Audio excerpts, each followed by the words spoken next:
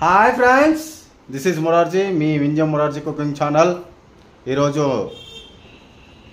మా కొడుకు స్నాక్స్ అడిగాడు. ఆ స్నాక్స్కి ఏం చేయాలని ఆలోచిస్తే ఒక స్పెషల్గా బజ్జీ చేయాలని అనుకున్నాను. ఆ బజ్జీ ఎలా చేయాలి, ఎలా చేస్తే టేస్ట్ వస్తుంది, ఏ విధంగా చేస్తే ఆ స్పెషల్ బజ్జీ మనకు బాగుంటుంది అనేది తయారు చేసి చూపిస్తాను రండి.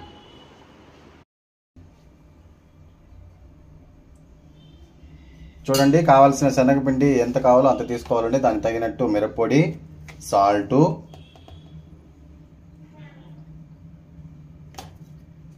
దోశల సోడా కొంచెం వేసుకోవాలండి. వాము కొంచెం వేసుకోవాలండి. అది కొంచెం చేతిలో నలుపుకోవాలి. అలా నలిపేసి వేసుకోవాలి. ఈ వాము వచ్చి జీర్ణశక్తి బాగా అవుతుందండి, అందుకే ఈ వాము వాడుకోవాలి దీంట్లో. ఇప్పుడు స్టవ్ ఆన్ చేసుకుందామండి.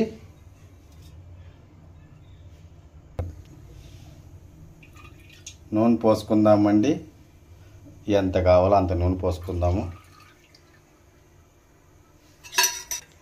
కావలసినంత నూనె పోసుకుందామండి. ఇప్పుడు పిండి కలిపి పెట్టుకుందాము.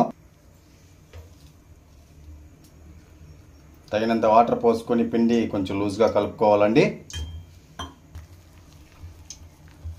చూడండి ఎలా కలుపుకోవాలో. కలుపుకునే ప్రాసెస్ బాగా నేర్చుకోండి. ఇలా కలిపితేనే మనకు పిండి బాగా గడ్డగడ్డగా లేకుండా నీట్గా స్మూత్గా కరిగిపోయి ఉంటుంది. అన్నీ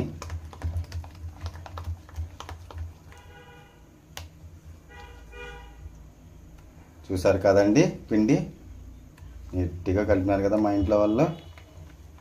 అలా మీ ఇంట్లో వాళ్ళ దగ్గర పిండి కలిపించుకోండి.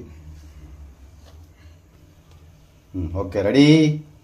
ఎలా పిండిని కలుపుకున్న తర్వాత మిరపకాయ బజ్జీని ఎలా చిప్పి చిప్పి చిప్పి అద్దుకోవాలండి. అలా పోసుకోవాలి. కాకపోతే ఎందుకు కట్ చేస్తా కానీ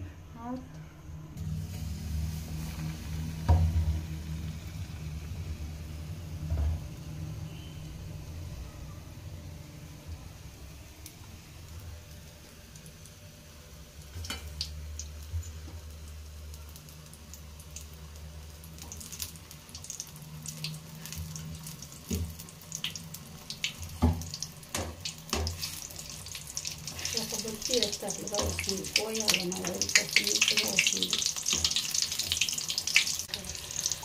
బాగుంది.